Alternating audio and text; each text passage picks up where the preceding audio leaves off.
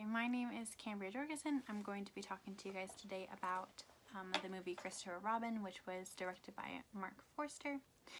The main characters in this movie are Christopher Robin, of course, and Evelyn, his wife, and his daughter Madeline. And then we also have Winnie the Pooh, Piglet, Tigger, and Eeyore, who are like the classic characters. So this movie basically starts off with like him and his friends as a child, and then it goes to his life when he's like growing up and he gets a wife and he has kids, and he starts to kind of create this life for himself with a new job and with a new career and everything. So the movie kind of pushes him to start pushing away the like absurdity of life or the craziness of life and into what he wants to create as his own reality. Christopher Robin's boss eventually ends up telling him that he needs to fix the company before the company falls under, and for some reason it falls under his lap. And in this sense, we find out that Christopher Robin doesn't really have very many friends in the company because it makes it just easier for him to push people away or like push people out of the company. And also throughout the movie we just see Winnie the Pooh trying to push Christopher Robin back into this life of absurdity, of fantasy, of kind of actual reality of how life isn't just everything that we want it to be. Your life is crazy, life is unknown, and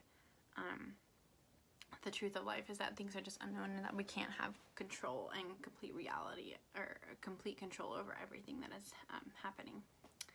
So when our group got together, we thought of 3 different subcategories or subtopics for Christopher Robin on existentialism.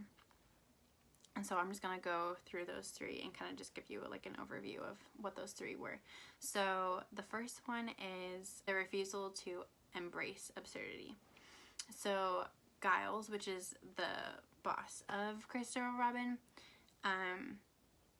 is the one who's kind of like defining Christopher's life for him, who's creating this reality that work is everything. Work is his whole entire life and that nothing else really matters. And with existentialism basically says that you should be creating your own life and that you should be defining your own world and your own reality.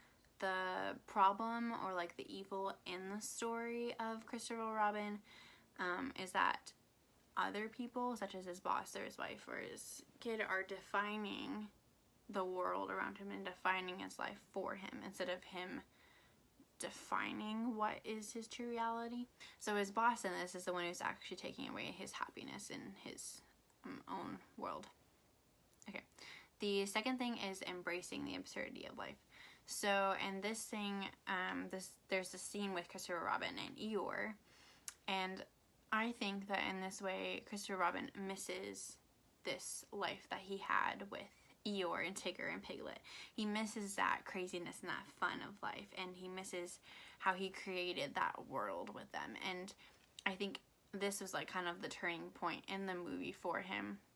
If you watch this is when he's starting to turn back and be like, I want to create my own reality. I want to create my own world. And so he's then riding back on this train, and he starts to mimic what Winnie the Pooh was doing on the train, where he was seeing things in the world in a different light, in a different embrace than everyone else in the world is doing. One other thing that we see is his daughter, Madeline, also embraces the uncertainty of life, and she embraces this craziness when she first meets Winnie the Pooh and Tigger and Piglet, and she's like, wow, there's this whole other world that I want to figure out, that I want to create and deal with in this other world that I've been living in this whole time.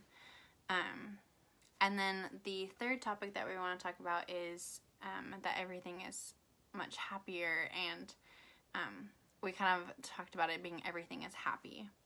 Essentially what this part is just about is just he's finding happiness in the absurdity of life, in the craziness of life, in the world that he created with his friends Winnie the Pooh and Piglet and Tigger. He realizes just this new purpose in life and this new meaning of life through his friends and through that world, rather than the world that he was living with his wife and his kids back in London. He figures out that this is actually the life that he wants to live, not this life with his old company. And that's it.